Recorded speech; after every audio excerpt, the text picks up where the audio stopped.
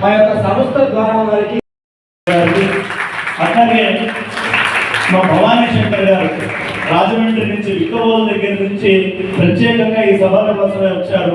వారిని మా కరుణాకర్ సుబ్బుణ గారిలో చిన్న మంత్రం స్వస్తి చెప్తూ దండ వేయవలసిందిగా కోరుతున్న ఇరువురు. పుష్పాపదే ప్రసోపదే పదనేన ఫలాముత అస్మాజవ సజత్పరే వీరధప్పార జిష్ణవః ఆగత్యాగ్నే అనుసోత్సాహో ప్రకృతికో హృదయో నివేది ఇదం వేత్వాపధ్వజా వశబ్యం విదేక పుత్ర మఖిరక్షతా దేవం పురుషస్యేంద్రియాజస్యేవేంద్రియే ప్రతిష్టతి. అమ్మా తప్పుడు మాటలు మాట్లాడేవాడని ఖండించాలి. ఈ అంశం మాట్లాడమని కామెంట్స్ చేస్తూ ఉంటారు. వాటి గురించి కొంచెం ప్రస్తావన చేస్తూ ఉంటాను. ఒకసారి ఒక పాస్టర్ అన్నాడు, హిందూ దేవుడు అయితే ప్రతి యుగంలో చాలాసార్లు వచ్చారు, మా దేవుడు అయితే ఒకేసారి వచ్చాడు. అంటే ఒకసారి వస్తేనే పని అయిపోవాలి, మళ్ళీ మళ్ళీ వస్తున్నారు అంటే ఒకసారి వచ్చినప్పుడు పని అవ్వలేదు అని అర్థం అన్నాడు. కానీ ఇక్కడ వాస్తవం ఏంటి అంటే ఇప్పుడు మనం వ్యవసాయం ఈ వాడికి బాధ్యత లేదు, ఆ దేవుడికి బాధ్యత ఉంది. ఈ పాషాణ మంత్రాలు లేకపోతే అజ్ఞానం ప్రబలితే వచ్చే ప్రమాదం ఏంటి, ఈ అంశం గురించి మాట్లాడితే బాగుంటుంది. అప్పుడు వాటిని ఎందుకు ఖండించాలి అనే అంశం గురించి మాట్లాడమన్నారు. ఇప్పుడు కరోనా వైరస్ యొక్క దుష్పరిణామాలు ఏంటి, దుష్ఫలితాలు ఏంటంటే చాలా మందికి తెలుసు. అలాగే ఈ పాషాణ మతాల యొక్క ప్రభావం దుష్ఫలితాలు ఏంటంటే అందరికీ తెలియకపోవచ్చు, కొంతమందికి తెలుసు. సరే, నేను కొన్ని విషయాలు చెప్పే ప్రయత్నం చేస్తాను. ముఖ్యంగా ఈ పాషాణ మతాలని అజ్ఞానాన్ని ఖండించకపోతే వచ్చే ప్రమాదం ఏంటంటే అల్పజ్ఞానం, అల్పత్వం పెరిగిపోతుంది. వీళ్ళే అర్థ పండితులే మేము మహాపండితులు అని చెప్పి గర్వంతో విరమీకిపోయే పరిస్థితి వస్తుంది. వీళ్ళ పాండిత్యం ఎలా ఉంటుందంటే సర్వే జన సుఖినో భవంతు అన్నారు అనుకోండి.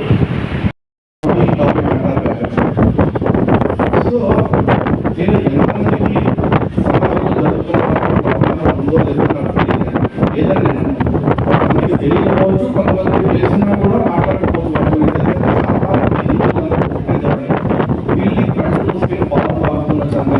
అలా ఉంది, అన్ని జరుగుతూ ఉంది. కానీ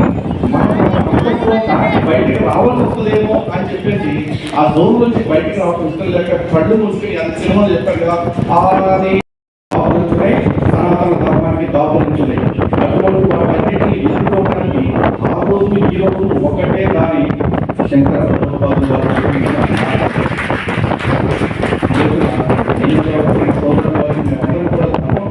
ప్రాణాలు పణంగా పెట్టి పోరాడుతున్నాం చెప్పిస్తున్నారు.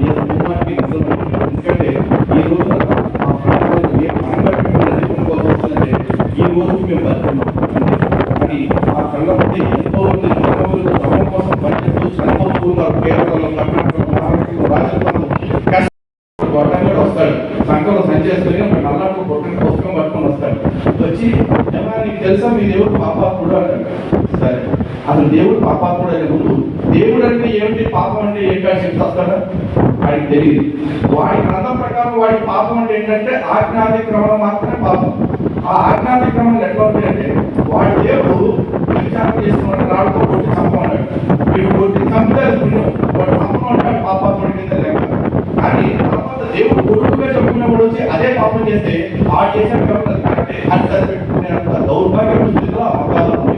కానీ సనాతన ధర్మంలో పాపమైనా పుణ్యమైనా రాముడికి ఒక పాపం, రావణాసురుడికి ఇంకొక పాపం లేదండి.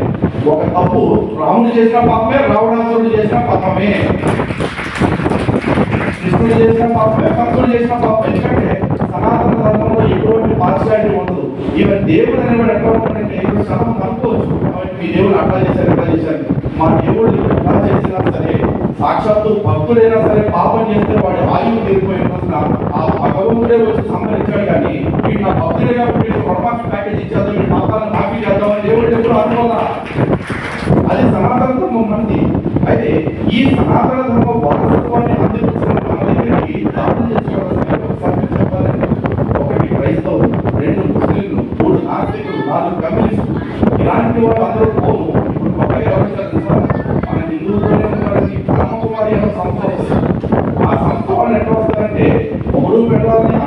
అక్క తమ్ముడు, అక్క అన్నయ్య, అక్క తమ్ముడుగా అన్న చెల్లెలు, అక్క అన్నయ్య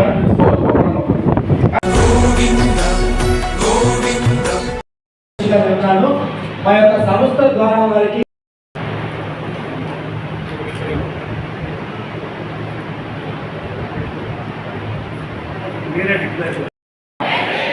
భారత్ మాతాకి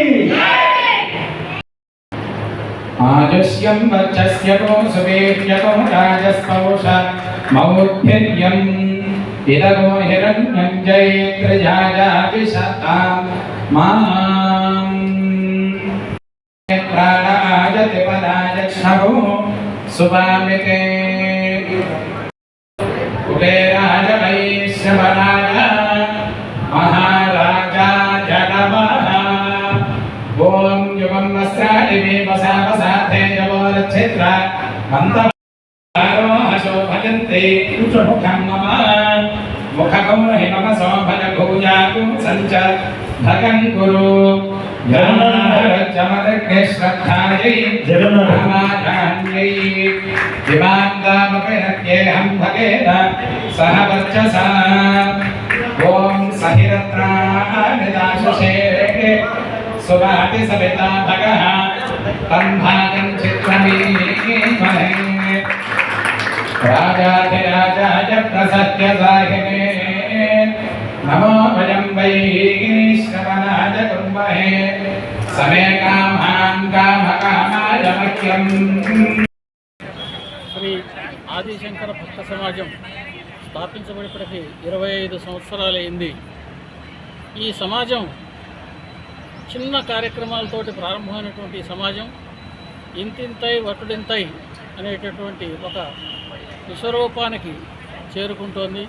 దీనంతటికీ కారణం ఈ కార్యక్రమాల్ని, శంకర వాంగ్మయాన్ని సామాన్య ప్రజలకు అందించాలి అనేటటువంటి ఉద్దేశంతో శ్రీ శ్రీ శ్రీ బంగారయ్య శర్మ గారు కంకణం కట్టుకోవడం, దాన్ని విస్తృతంగా ప్రచారం చేయడానికి అనేక మహానుభావుల్ని ఈ శంకర జయంతి సందర్భంగా ఇక్కడికి ఆహ్వానించి వారి చేత అనేకమైనటువంటి ఉపన్యాసాలు, స్తోత్రాలు చదివించడం, భక్తిపరమైనటువంటి కార్యక్రమాలు, జ్ఞానపరమైనటువంటి కార్యక్రమాలు, లోకాభివృద్ధి కోసం ఏ ఏ కార్యక్రమాలు చేయాలో, శంకరాచార్యుల వారు ఏ ఏ విషయాల్ని ప్రబోధించారో ఆ విషయాల్ని యథాతథంగా సామాన్య మానవులకి చేరవేయడానికి ఆయన చేస్తున్నటువంటి అద్వితీయమైనటువంటి కృషే ఈ శంకర భక్త సమాజం ఈనాడు ఈ స్థితిలో వచ్చేటువంటి కారణం.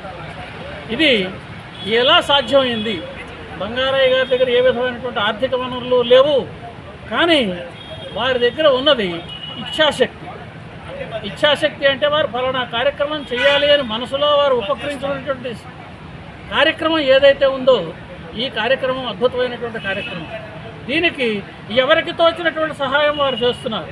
వీటన్నింటినీ మించి బంగారయ్య గారికి చతురామనాయ పీఠాధిపతుల యొక్క ఆశీస్సులు సంపూర్ణంగా ఉన్నాయి.